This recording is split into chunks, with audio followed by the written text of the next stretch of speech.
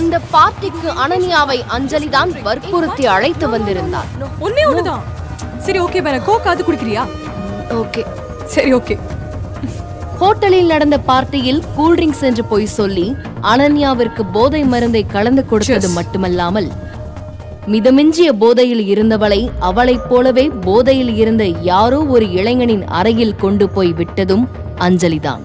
கலைந்த தலைமுடியுடனும் வாடிய முகத்துடனும் கதவை திறக்க அவருடைய முகம் இன்னும் அதிர்ச்சியாக 2 அடி பின்னே எடுத்து வைக்கிறாள். அறைக்கு வெளியே அனன்யாவின் அப்பா குணசேகரும் அவள் காதலன் பிரகாஷும் கொலைவெறியுடன் நிற்க பக்கத்தில் அப்பாவி போல நின்று கொண்டிருக்கிறாள் அஞ்சலி. இன்னும் சில நாட்களில் தன்னுடன் இணைந்து காதல் பாடம் படிக்க வேண்டியவள் அதற்கு முன்பாகவே வேறு ஒருவனுக்கு கட்டில் துணையாக இருந்திருக்கிறாள் என்பது பிரகாஷுக்கு பேரடியாக இருக்கிறது. அவள் தந்தை குணசேகரன் தானது. அனன்யா குடித்துவிட்டு யாரோ ஒருவனுடன் தங்கியிருக்கிறாள் என்று அவர்களை அழைத்து வந்து காட்டியதே அஞ்சலிதான். ஒரு பொண்ணுக்கு பொண்ணு எதிரின்னு பழமொழி இருக்கு. ஆனா நல்லா போய்கிட்டு இருந்த என்னோட காதல் வாழ்க்கைக்கு யமனா என்னோட தங்கச்சிய வருவான்னு கனவுல கூட எதிர்பார்க்கல. எங்க அப்பா என்னோட சித்திய கல்யாணம் பண்ணி இருந்தாலும் சித்தி பொண்ணு அஞ்சலியை என்னோட சொந்த தங்கச்சியா தான் பார்த்தேன். தங்களை விட பணக்காரனான பிரகாஷை அனன்யா திருமணம் செய்து கொள்ள போகிறாள் என்று தெரிந்ததிலிருந்து அஞ்சலிக்கும் அவள் அம்மா மீனாவுக்கும் பொறாமையில் மூச்சே நின்றுவிடும் போல் ஆகிவிட்டது. அந்த திருமணத்தை நடக்க விடாமல் செய்ய அம்மாவும் மகளும் சேர்ந்து நடத்திய நாடகம் மிக சிறப்பாக அரங்கேறியது அவர்களுக்கே ஆச்சரியம்தான். அதை விடுங்க, இந்த டிசைன் எப்படி இருக்கு மாப்ள? நல்லா இருக்கு. பிரகாஷையும் குணசேகரையும் அஞ்சலி அழைத்து வரும்போது அனன்யா இருந்த அறையிலிருந்து அரைகுறையாக அணிந்த ஆடைகளுடன் வெளியேறிக் கொண்டிருந்தான் அந்த இளைஞன். அன்று இரவு அவ்வாறு நடக்கவில்லை என்றால் பிரகாஷின் கோபத்திற்கு அவ்வளவு வெப்பம் இருந்திருக்காது. அதன் பிறகு எல்லாமே அஞ்சலியும் அவள் அம்மா மீனாவும் இணைந்து எழுதிய திரைக்கதை படியே நடந்து முடிந்தது.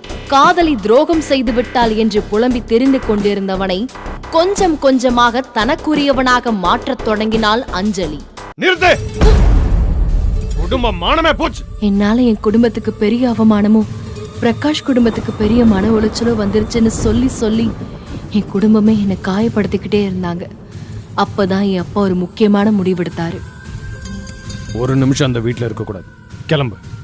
என் வாழ்க்கையவே இப்படி புரட்டி போட்ட அந்த ஒருத்தன் யாரு?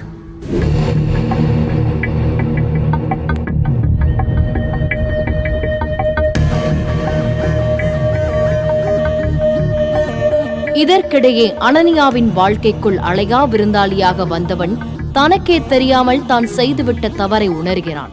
ஒரு வருஷத்துக்கு முன்னாடி நான் பண்ண தப்பு இன்னும் என்ன தூங்க விடாம துரத்திட்டு இருக்கு. குடி போதையில ஒரு பொண்ணுகிட்ட அப்படி நடந்துகிட்டதை நினைச்சு, ஆனா அவ எங்க இருப்பா? 5 நீண்ட வருடங்கள், அதன் இடையே எத்தனையோ மாற்றங்கள். அனன்யாவுக்கு நடந்த விபத்தின் அடையாளமாக அவளுக்கு ஒரு மகன் இருக்கிறான். பெயர் மித்ரன். மித்ரனுக்கு 4 வயது ஆகிறது. படுச்சுட்டி. அனன்யாவின் ஸ்ட்ரெஸ் பஸ்டரே அவன்தான். இருவரும் விளையாடிக் கொண்டிருக்கும் போது அனன்யாவிற்கு அவளது அப்பா குணசேகரனிடமிருந்து ஒரு போன் கால் வருகிறது. நான் உயிரோட இருக்கிறது உங்களுக்கு ஞாபகம் இருக்கா? நீ இப்படி பேசுறது ஒன்றும் ஆச்சரியம் இல்லை. உன் தங்கச்சி அஞ்சலிக்கு கல்யாணம் முடிவு பண்ணியிருக்கோம். மாப்பிள்ள பிரகாஷ். இந்த கல்யாணத்துக்கு என்னால கண்டிப்பா அஞ்சலிக்காக இல்லைனாலும் உன் பாட்டிக்காக ஒரு தடவை வந்துட்டோம். அப்புறம் உன் இஷ்டம். அப்பா அப்பா. தனக்கு துரோகம் செய்த தங்கையின் திருமணத்திற்கு போக விருப்பம் இல்லை என்றாலும் தன்னை பற்றிய ரகசியத்தை தனக்கு சரியான நேரம் வரும்போது சொல்வதாக கூறிய பாட்டியை பார்க்க இதுவே சரியான நேரம் என்று முடிவு செய்தார். வேறு வழி இல்லாமல் தன் மகன் மித்ரனுடன் இந்தியாவுக்கு கிளம்பினாள் அனன்யா.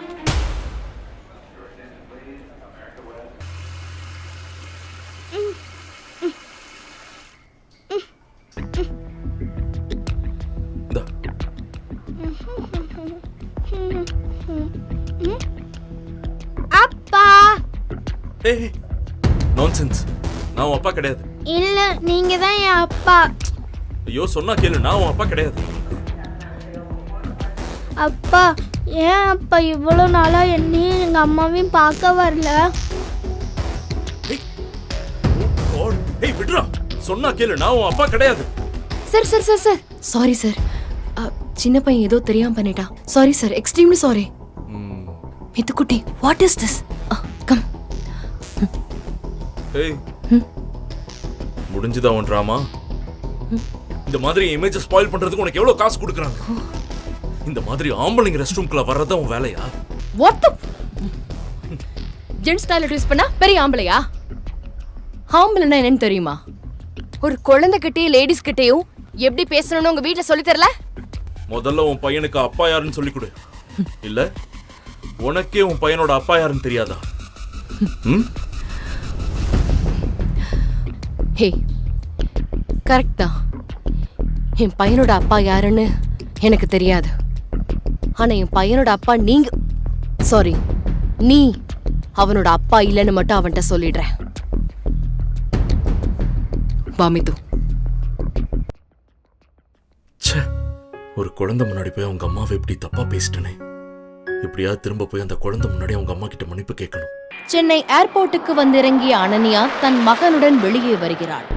வெளியே அவளுக்காக அஞ்சலியும் பிரகாஷும் காத்திருப்பார்கள் என்று அனன்யா எதிர்பார்த்திருக்கவில்லை. How are you? ஹாய் சொல்லுங்க. உங்க பேர் என்ன? நான் யாரும் தெரியுதா? How are you?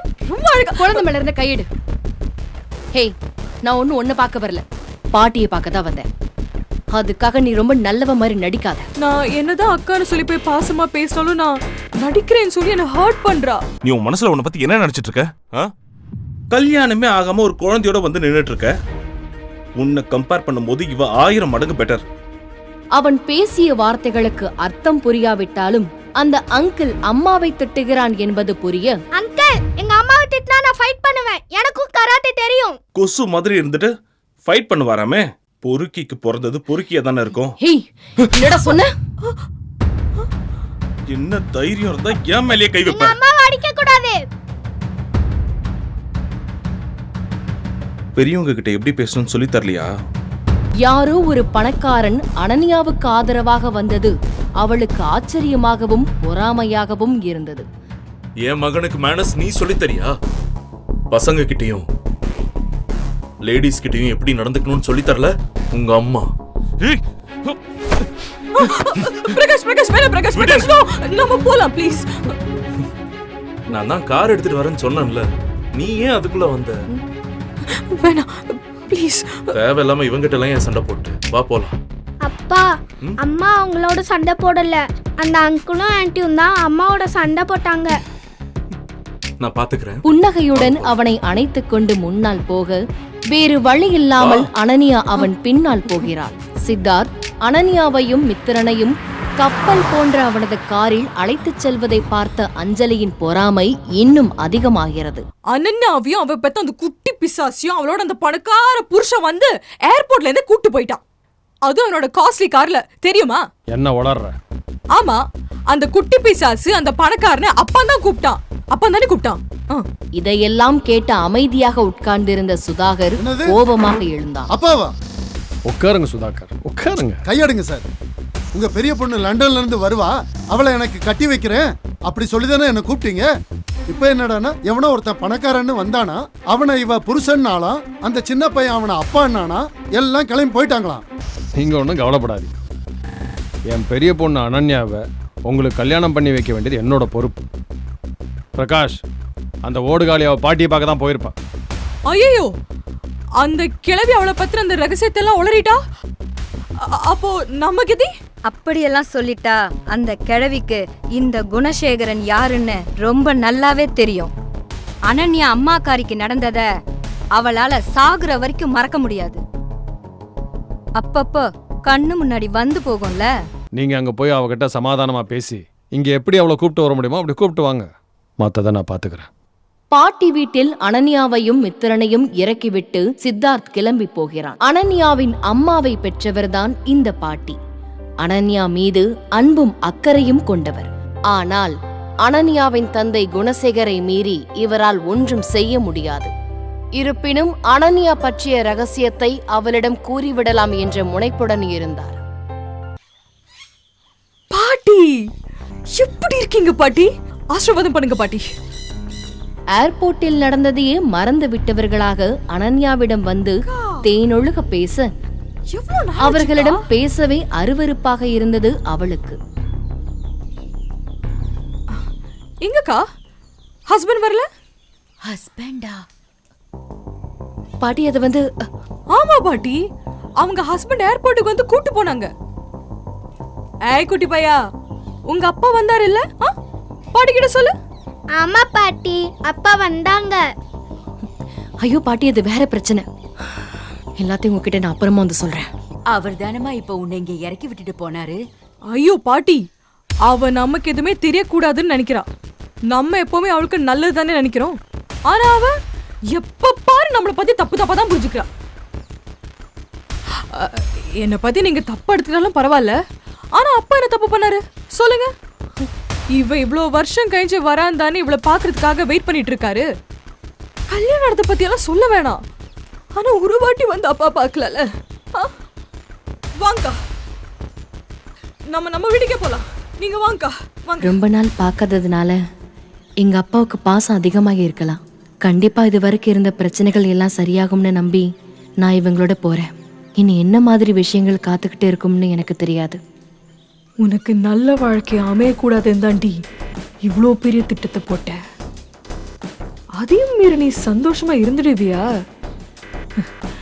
அப்பாவோட திட்டத்தை முன்னாடி நின்று நடத்த போறதே நான் தான். நம்ம முன்னாடியே அஞ்சலி இப்படி போய் பேசுறா. அனன்யா குடும்பமே அவளுக்கு ஏதோ ஒரு பெரிய துரோகத்தை பண்ணிருக்காங்க. அதுக்கு பின்னாடி இருக்கிற ரகசியம் என்ன?